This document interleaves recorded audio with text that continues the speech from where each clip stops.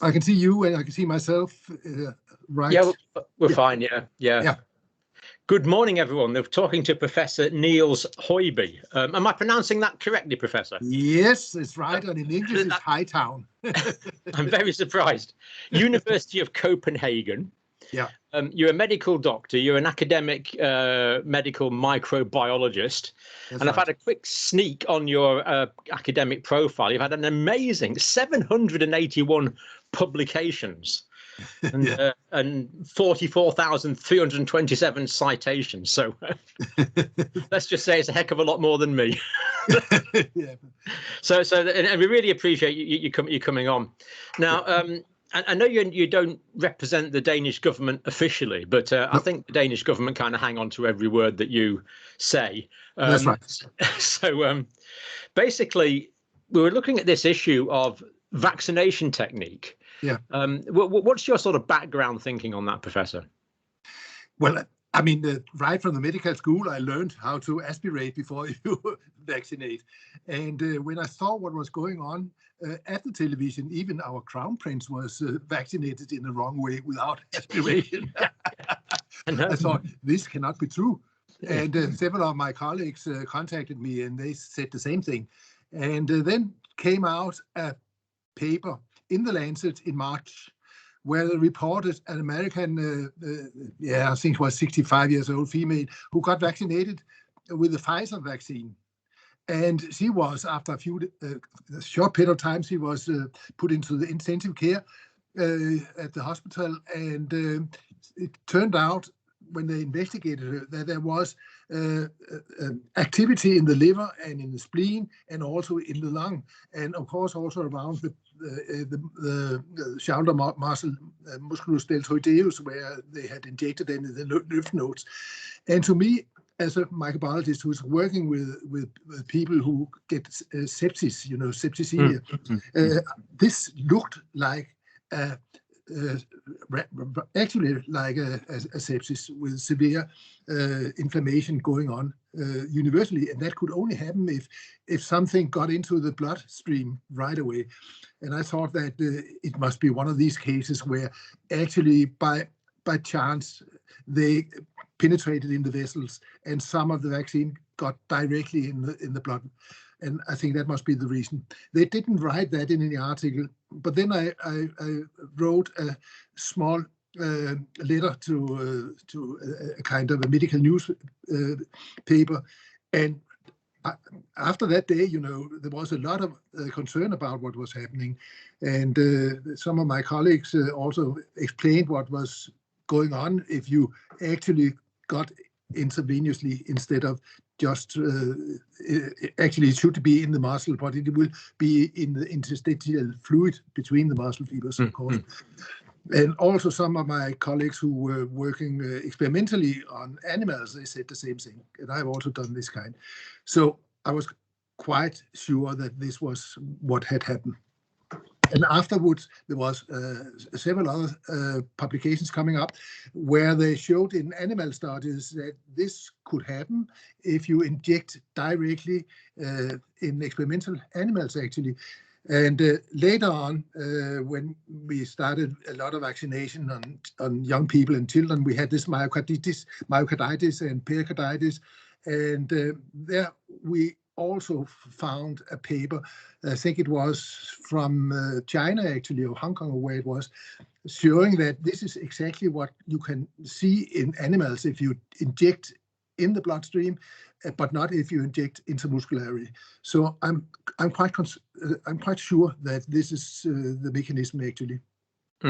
Some people say that the dose given to experimental animals intravenously is much higher than the human dose. So are you satisfied that the dose that's given to humans, if it is given into a blood vessel, is enough to cause this systemic inflammation?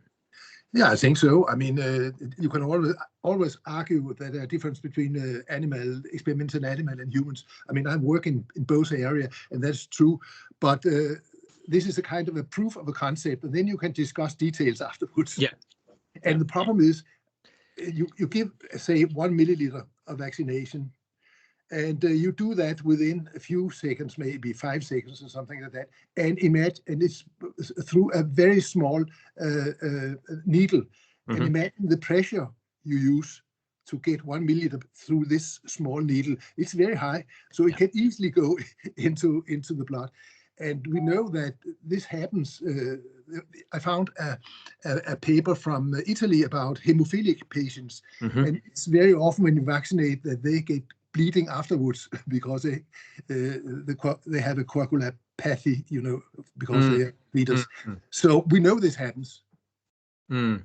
I've talked to 2 people on my channel who have had a taste in their mouth just a few seconds after the vaccination, and both of those did develop systemic complications. Do you think if you get the taste in your mouth straight away, within literally 10 seconds, that indicates it's an intravascular administration? I'm quite sure, because if you go directly from one of the veins here, you go directly to the heart, and then you go through the lungs, and then you go directly to the artery, and they go also to the taste. Yeah. And so it can happen very fast, actually. Yeah, and of course, in clinical practice, I've given many intravenous injections. Yeah. And people sometimes say with antibiotics or with vitamins, they say, "Oh, I can taste that," within a few seconds. Yeah, but I've never ever heard it with an intramuscular injection. It's always been an indication of a exactly. I agree completely. Injection. Good. Now, giving intramuscular injections into the deltoid, have we any data at all that would indicate the percentage of inadvertent intravascular administration? Is it 1 in 1,000, 1 in 2,000? Have we any idea? No, not quite. We were looking at this kind of statistics from one of my colleagues who is working a lot of desensibilization of people who are allergic to whatever,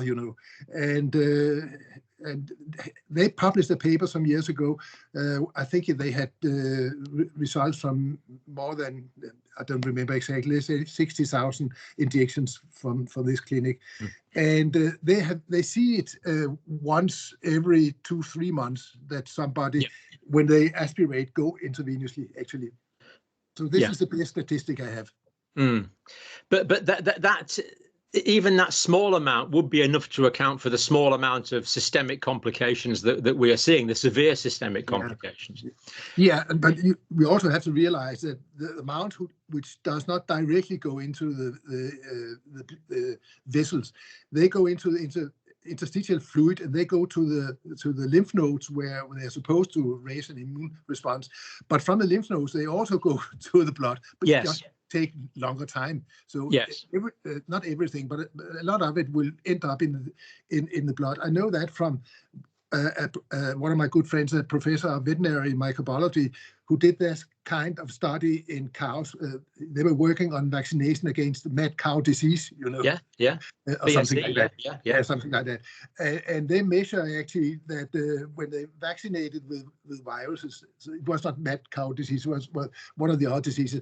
But when they vaccinated, then they could detect the viruses between 7 and I think it was 28 hours after the injection. So of course it's much faster if you go directly in the blood, but it also ends up in the blood. So even giving it properly, it will end up in the blood, but it'll enter the blood much more slowly over a longer period of time. And I think that's the main difference. Yeah. So I believe you've been looking at some studies comparing the prevalence of the complications of vaccination in Denmark, where you are. So the Danish medical and nursing authorities are both advising aspiration now. Yeah, they do. But firstly, Professor, is that being done? Are the vaccines in Denmark being aspirated by the clinicians? Yeah, but it was not in the beginning, but they started when I was pointing upon the problem, because the State Serum Institute, who is advising our government, they gave the same advice as they do in the CDC, and I think also in UK. Yeah, exactly. You should just do it without aspiration. And I was trying to find out where came that advice from, and I found a publication. I think it was from 2007 or 9 from Canada, where they looked at the pain which which you give to small children, 4 to 6 months old children, when they're vaccinated with the usual vaccines. And they found that if you do it without aspiration, it takes a shorter period of time, and there's not so much pain. And that was the only thing. And it's all right in small children. They have very small vessels, and it's in the thigh they do it, in the quadriceps muscle, and they do it on an area where there's no big veins. But then they advise later on, by some mistake, to do exactly the same when you vaccinate adult people with a completely different vaccine. And I think it's ridiculous that this kind can happen. But after I pointed it out, then the State Institute changed their advice, and now they aspirate everybody. I think that they've done that since maybe late March or something like that. This is unbelievable extrapolation from one single pretty average piece of research in one particular place that this should be extrapolated to all the world and all types of vaccination. It's unbelievable. Yeah, I think they didn't use the scientific way of thinking when they do this kind. I mean, they think vaccination is the same, how old you are and where you do it, but it is not, not at all. And of course, the current vaccines, the adenovirus vector vaccines and the mRNA vaccines are both microparticulate in nature. Yeah, we're actually injecting virus-sized particles. That's right. Potentially straight into the bloodstream, which is completely different from the previous vaccines. These are vaccines, but they are completely different in their physical and chemical properties from previous vaccines. It's amazing. It really is quite incredible. Now, just before we talk about the data, we believe this is a problem with mRNA vaccines because that it could get into the bloodstream and potentially cause the myocarditis. You mentioned the liver, spleen, and lung. Yeah. Do you think this could also be a problem with the adenovirus vector vaccines because we know about the thrombocytopenia, the thrombosis? Yeah, it probably the same problem, but the frequency of the side effects, I don't know. I mean, it may be different with a different kind of vectors, or if it's mRNA or if it is adenovirus vector, it may be different. Any case, the side effect, the myocarditis, pericarditis, is rare. Yeah. But, yes. Yeah, that's very important, because otherwise people won't take the risk to become vaccinated. And we are not anti-vaccine. This is a pro-vaccine video. It is. We want it to be done properly. This is the point. Yeah, exactly. I mean, when I was 18 years old, I learned to do intramuscular injections. Yeah. And it was drummed into you. You know, you stick the needle in, you aspirate. You know, it was just absolutely, because the first injections I gave were actually lipid-based for antipsychotic medicines. I see. And if you gave those into the vessel, it would cause a whiteout in the lungs. It would cause a fat embolism. So, you know, it was absolutely drummed into you. You always aspirate, and it's just so bizarre that this is not happening. So this is the same mechanism is a potential mode of causing complications in both types of vaccine. I think that's fair. Yeah. I should also say that the side effects we've seen with the AstraZeneca, the adenovirus, that can also be seen with the mRNA vaccine. But the frequency is different, but it can also be seen with any kind of these kind of vaccines. You can see these side effects. Yeah. That's a very, very good point. We can get the same side effects. It's just a frequency. Yeah. It's a frequency issue. Now, have you been collecting data on the problems with myocarditis in Denmark compared to other countries now? Yeah, I did it. There's a couple of months ago. I looked at the Norwegian data and the Danish data, and in both countries there are very rare side effects of this kind, but it is about 3 times more frequent in Norway than in Denmark, and that is statistically significant. I did a chi-square test, and it is statistically different. And there has just been published, I think it was yesterday or 2 days ago, I saw a paper in British Medical Journal from Denmark looking at all the myocarditis, pericarditis found in Denmark, and still it's very rare, but it is more frequent in Israel. They compared with other countries, especially Israel, and it's more frequent in Israel. So this is a countrywide and much more recent results, which they published yesterday or 2 days ago in British Medical Journal. Actually, I have it. I have it here. And we'll certainly find the links and post this and look at these papers. Right. Okay. Yeah. And we'll certainly post that link. You've obviously been studying it. So I mean, this is a clear statistical difference between Norway, where they are not aspirating, and Denmark, where they are aspirating. Yeah. Now, have you had any opportunity to look at Denmark before your advice and Denmark after your advice? No, the problem is that they started vaccinating. The first patient was vaccinated the 28th of December last year, and there was not that many vaccinated when I started looking at this. It was in March, so the statistic is not sufficient in the beginning. Yeah. So I don't know. But of course that's wonderful, because you have potentially prevented. Yeah, I hope so. all of these complications. I mean, you have my admiration, and I'm sure the world's admiration for doing that. It's brilliant. But you know, this is clear statistical data here, and where do we take it from here, Professor? How do we get this message through to people? Do we? I mean, I don't think governments want to admit they've been doing it wrong. So do you think it's a good idea just to say, well, we suggest a modification to the technique? Or yeah, but actually, when I published this paper in March or something like that, the Danish television came to my house, and they made interviews on the Danish television, and I show how they should do, you know, and all these things. So it was widely spread in Denmark. And also, since I'm still a politician, but it will stop at the end of this month. Okay, right. It's in the regional council of the hospitals in Copenhagen that I'm involved, and also showed all these things to the other politicians and also to the parliament and so on. So it was widely spread, and very rapidly it was changed actually. So in England, UK, we've heard nothing about this in the media. The United States, as far as I know, we've heard nothing about this in the media. No. I've managed to do a couple of demonstrations with my syringe on DW television, that you stick it in and then you draw back, but nothing in the English media. I actually wrote to the politician. I wrote to Nadeem Sahawi, who was the vaccine minister in the UK, about this problem. Yeah. And he wrote back and specifically said there is no need to aspirate. They're just wrong. And, you know, to have someone of your caliber agreeing is really quite... it's incredible. It's really incredible. Yeah, it is such a simple thing. It's almost like a mass insanity around the medical world. But it's typical. Many politicians do never regret anything. You know, if they have made an error, they won't tell you that it was an error. They will continue to say this is the right thing and so on. I really don't understand, because if you admit that you've done an error, you will be forgiven. Yeah, because all of us do errors, you know, you will be forgiven.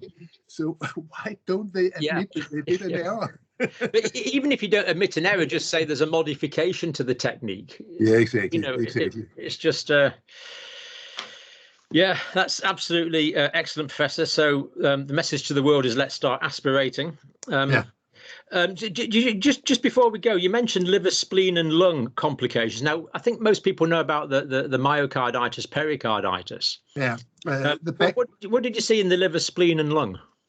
In the lungs, they saw some, I think it was some small emboli. Okay. Yeah. Blood blockages. Yeah. And this is what happens if you put something in the blood. It will pass through the lung, because the blood should be oxygenated, of course. And there you have these very small capillaries. Yeah. And that's where they will start a small embolus. This is also what you can see, some lung abscesses, you know,